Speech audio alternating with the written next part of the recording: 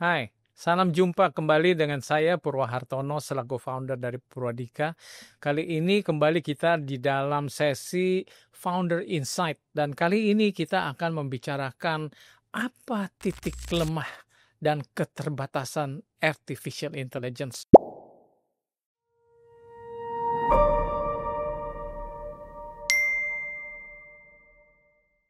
Kalau kita lihat sekarang, luar biasa sekali hal-hal yang sudah bisa dilakukan oleh AI. Salah satunya di bidang language and communication, sekarang AI sudah bisa menerjemahkan dua orang berbicara secara real time. Jadi kalau saya menggunakan headset ini, berbicara dengan seseorang dari bangsa yang lain, lalu ada aplikasi AI yang dijalankan, maka saya akan berbicara dengan bahasa Indonesia dan dia akan mendengar dalam bahasa aslinya dia. Lalu hal lain apa? Kita lihat sekarang di masalah creation, di masalah kreativitas, AI juga sudah masuk, di mana sekarang aplikasi AI bisa membantu musisi, komposer untuk menciptakan sebuah lagu. AI bisa menciptakan film. Kemana lagi lalu AI ini bisa melakukan? Kita lihat adalah AI sekarang di masalah vision ya. Dia sudah seakan-akan bisa membuat komputer memiliki mata.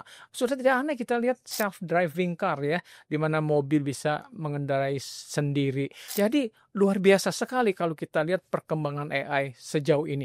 AI ini akan berkembang seakan menjadi seorang pintar atau orang-orang peramal yang seakan bisa memberikan prediksi masa depan apa yang akan terjadi. Nah, hebatnya kalau para peramal masih ada kemungkinan tidak benar.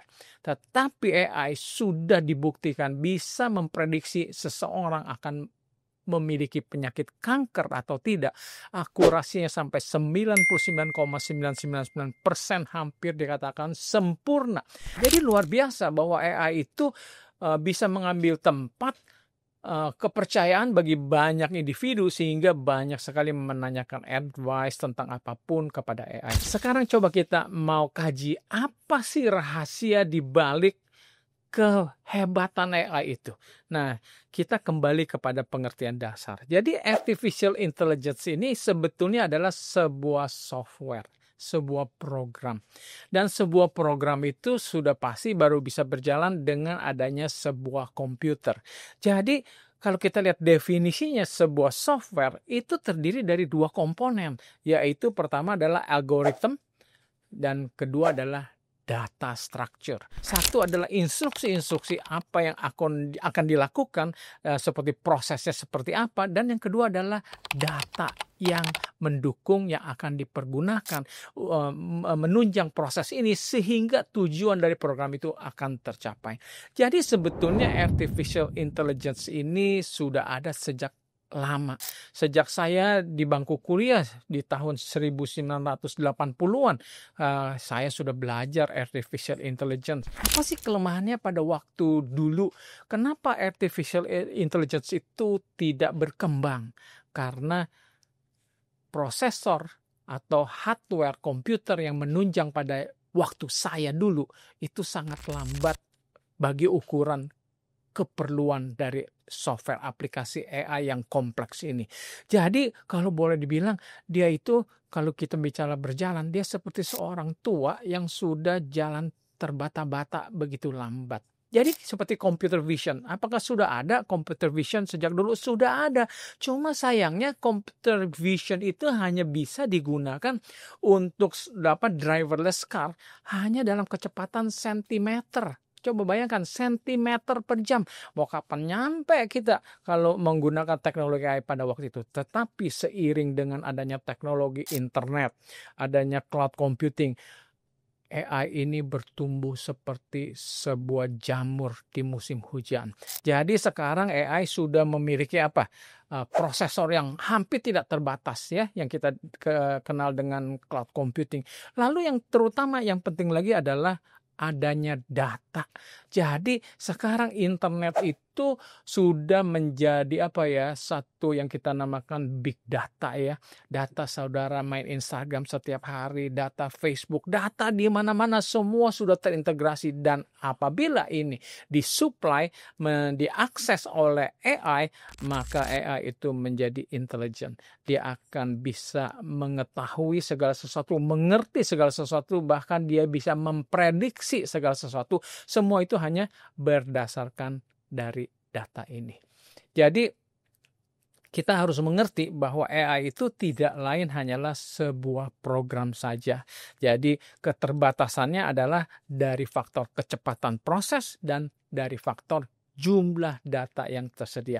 Nah, ini satu hal yang menarik. Kalau kita bandingkan negara Amerika dengan negara China, bagaimana perkembangan mereka di teknologi AI, dan dikatakan bahwa di China mereka lebih berkembang lebih mudah. Kenapa? Karena kita bicara tadi AI adalah algoritma dan data. Semakin banyak data yang tersedia, maka algoritma ini akan semakin sederhana. Makanya China itu rakyatnya sangat mendukung. Kalau kita lihat mereka bersepeda kemana-mana, dan sepeda itu semua terkoneksi ke internet. Datanya semua diambil untuk diolah, begitu juga di dalam lalu lintas. Nah, tinggal pertanyaan di negara barat atau mungkin di Indonesia, apakah perlindungankah, kerahasiaan data kah dari pemerintah dan segala macam, itu bisa menjadi kelemahan bagi AI. Sewaktu saya belajar komputer dulu, ada istilah yang namanya GIGO, garbage in, garbage out. Jadi maksudnya sebuah komputer itu tidak hebat sebetulnya. Dia hebat itu karena diberikan sesuatu yang baik, maka dia keluar yang baik. Kalau kita kasih sampah, dia keluarnya sampah. Begitu juga dengan artificial intelligence. Kalau dia tidak ada data yang akurat, maka hasilnya akan kacau balau. Oke, jadi sekarang kita lanjut kepada apa sih kelemahan atau keterbatasan dari AI? Pernah dicoba pada waktu AI digunakan untuk proses rekrutmen di negara Amerika, tetapi karena datanya itu bias, lebih cenderung kepada perbedaan etnis, gitu, kulit putih dan kulit hitam, maka AI ini hasilnya cenderung memilih orang kulit putih daripada kulit hitam. Jadi kita lihat bahwa kelemahan dari AI adalah dari data.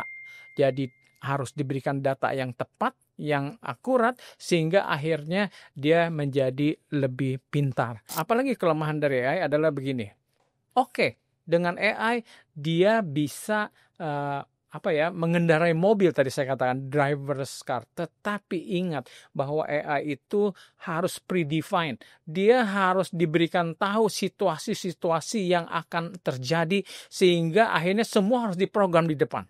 Jadi tetap AI itu kelemahannya tidak seperti manusia. Kalau manusia, menurut saya, tanpa persiapan kita lepas seorang manusia di hutan, dia akan langsung bergerak. Otaknya akan berjalan. Bagaimana apa yang dia pernah pelajari semuanya dia untuk mengatasi, untuk survive di hutan. Ya, tunggu sampai ada penyelamatan. Tapi kalau AI tidak bisa beradaptasi secepat itu, semua itu harus predefined. Mungkin untuk memberikan gambaran supaya bisa dimengerti. Kalau kita bicara membandingkan meluncurkan sebuah roket dari bumi ke bulan, itu berbeda dengan cara orang mendirikan sebuah startup atau sebuah perusahaan. Menetapkan jalur perjalanan roket dari bumi ke bulan, semua itu harus akurat, semua itu predefined, semua itu sudah ditetapkan di depan. Tidak boleh meleset sedikit pun, maka nanti nggak sampai ke bulan. Tidak bisa menerima situasi yang terjadi tanpa diharapkan atau mendadak. Tetapi berbeda dengan seseorang yang mendirikan startup atau perusahaan. Itu seperti satu perjalanan yang tidak bisa ditentukan. Walaupun dia bilang, saya mau ke Bandung, saya nggak bisa tentukan di depan saya mau ke Bandung lewat jalurnya. Oh, tidak bisa. Karena kalau ternyata macet satu jalur, dia harus cari jalur lain. Kalau di satu jalur terjadi mungkin banjir atau hujan dan segala macam. Jadi betul-betul sangat adaptif, ya, sangat bisa beradaptasi dengan situasi. Nah, itu salah satu kelemahan dari AI.